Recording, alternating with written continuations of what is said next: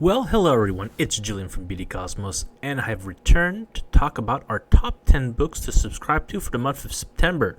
We're still technically September, even though the October solicitations are up, and I'm really late on everything. I'm really sorry everyone, but don't worry, I have prepared 10 books for us to look over that I feel are really interesting for us to sub on, books that I would either read or highly recommend others to read because, these other people seem to enjoy it, so it just may not be for me, but some of them, in many cases, they are. So we're going to look at 5 independent books and 5 of the Marvel DC books in the second part of the video. As always, BD Cosmos is a small LGS, small LCS on the North Shore of Montreal, and I am Julian the retailer. And we're going to look at 10 books I recommend every month. Please feel free to subscribe, comment down below, because everyone tells me I've watched the videos, but no one's commenting down below. So please do so. And please share with your friends. I mean, other people may enjoy looking at comic books if you tell them you're watching other stories. This is your store, your own LCS, telling them, hey, read these books, and maybe some of them will be super interesting. So let's start off immediately. As always, we use Managed Comics, our tool that we pay a hefty fee for, but works super well, and it's been doing wonderful little things for us that we didn't expect to be able to. So we're looking at the September 2022 solicitations coming out in November of 2022. Unless delays, obviously. And so you can always use this tool to be able to sub to any book. And we 99.9% guarantee you will get that book. There are things totally outside of our control sometimes, but you order it, we'll make our damn sure for you to get it. The very first book I want to talk about is sadly not in Managed Comics. There seems to be a bug. I was looking for it, and it's not there. It's the Last Ronin Lost Years. So Last Ronin was the super highly successful, took 2 years to produce 5 books of the last story of the Ninja Turtles. The Lost Years is the in-between story of what happened to Michelangelo during those years after he lost his brothers.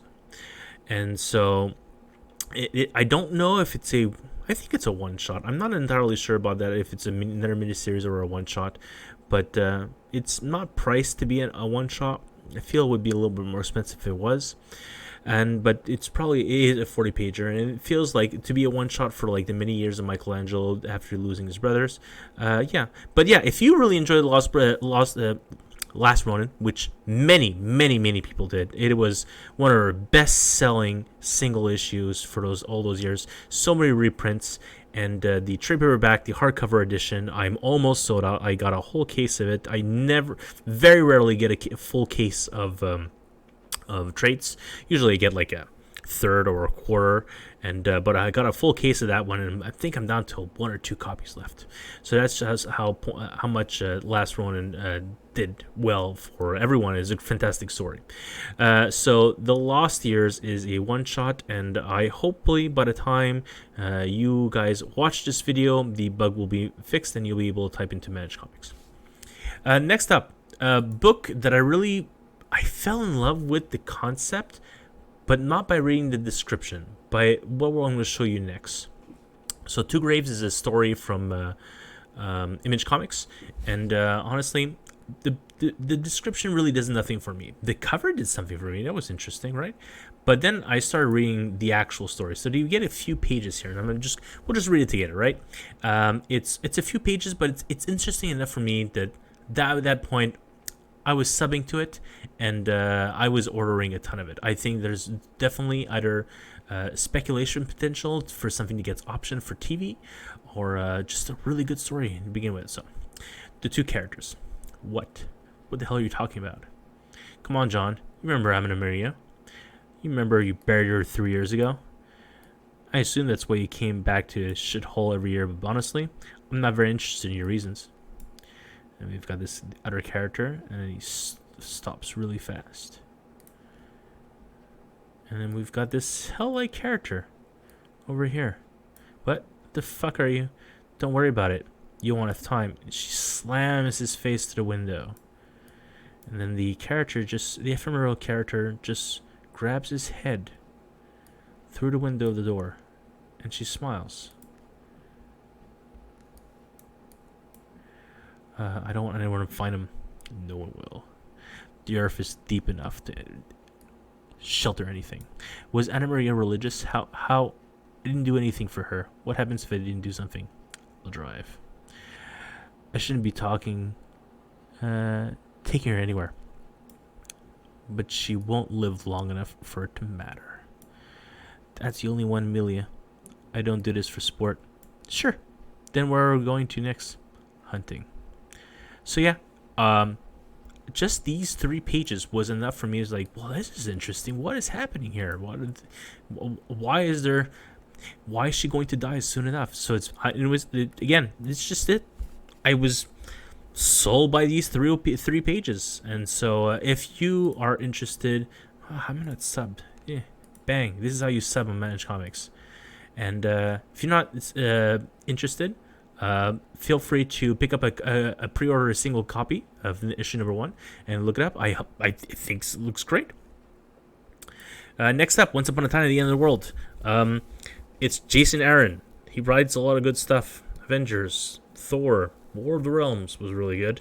His artist on the book is Mike Del Mondo, who drew for him the last part of his Thor run. So the 3rd or 4th volume of the run. I believe, yeah, it's probably 4th. Because it's Thor, Jane, Thor. Yeah, 4th run. And so, yeah, it's the end of the world. 2 lovers, and they want to be together, but it's really hard when it's literally the end of the world. And, yeah, another book that it seems really easy to come up with, to get something to get optioned. Boom Studios has multiple deals with Netflix and Sony, so I wouldn't be surprised if something like this also gets picked up. But yeah, it's just an easy concept, and it's like, oh, well, this is interesting. And I think I read most things from Jason Aaron, so whenever I see him, it's like, oh, well, that's interesting. Most of his stuff actually comes out from either is creator-owned stuff. It's usually from Image. So the fact that it's with Boom is very interesting. So yeah, Once Upon a Time at the End of the World. Next up, The Ones. Real simple. There's a group of people. Well, actually, you are a person who've been told your entire life you are the one, you are the savior, you will bring balance, right? Turns out you weren't. But that happens to many other people. So all these groups of ones who are supposed to be the great savior who aren't. One person actually is. One person actually was the one. But he wasn't a good one. This person is actually an evil one. And so they group together the other ones, the other potential ones, to hopefully stop the true one. Maybe the shortcomings of each one together will actually surpass the great one. So, yes, I'm a huge mega fan of Brian Michael Bendis. Almost anything that he writes, I will read. And so it's his second set of stories from Dark Horse. The first one was Joy Operation. This one is The Ones. I really enjoyed Joy Operation, so if you enjoyed it, you should pick up The Ones. Cherish from Dynamite Studios. I'm gravitating towards this one just because Mike Silvestri is the creator. Well, not the creator of the books per se, but the character designs were made by him. So I was like, oh, well, that's interesting. So the main cover is by Mark Silvestri. But otherwise, he's not involved with the book. I assume he's going to be doing the main covers for the miniseries. Technically, most often, Dynamite does 5 to 10 part miniseries. And ongoing for them is about 10 issues. And so, yeah, it's a very mafiosi type story. Serial killers on the loose, and it's Dynamite. So the other relevant book that is of the same genre, there's Ninjets right now. Before that was it bothers me. I was reading it, but anyways, it's Mafia Hunters. Mark Silvestri. Mark Silvestri has another book this month. We're not actually going to talk about it, but yeah, I think it's interesting, and I think it's different, honestly, and because I'm a huge fan of Mark Silvestri as an artist. I love him on the Witchblade and Darkness. So yeah, those are really easy. Top 5 books from the independent side of things. We looked at The Lost Years. We looked at Two Graves. We looked at how do you spell it again? Once Upon a Time at the End of the World, The Ones, and Cherish. So really completely different genres in the between all of them, to be honest. So if there's a series you feel you want to subscribe to, feel free to go on Managed Comics on bdcosmos.com and click on subscribe. There are a lot of these. I'll be picking up extras if you just want to pick it off the shelf, but it's really way easier for us to order issue 2 if we know you want to at least try it. It's also like, I don't want people who's like, oh, I assume you would have some on the shelves. It's all based on your own numbers. So Two Graves, sure, I'm ordering a lot, but what if like all of a sudden, thanks to this, all of you are ordering those additional copies? I may run out, and I don't want that to happen. So your numbers really help us order books on a monthly basis. Anyways, we'll be back real soon for another top 5 books to subscribe to. And as always, keep reading.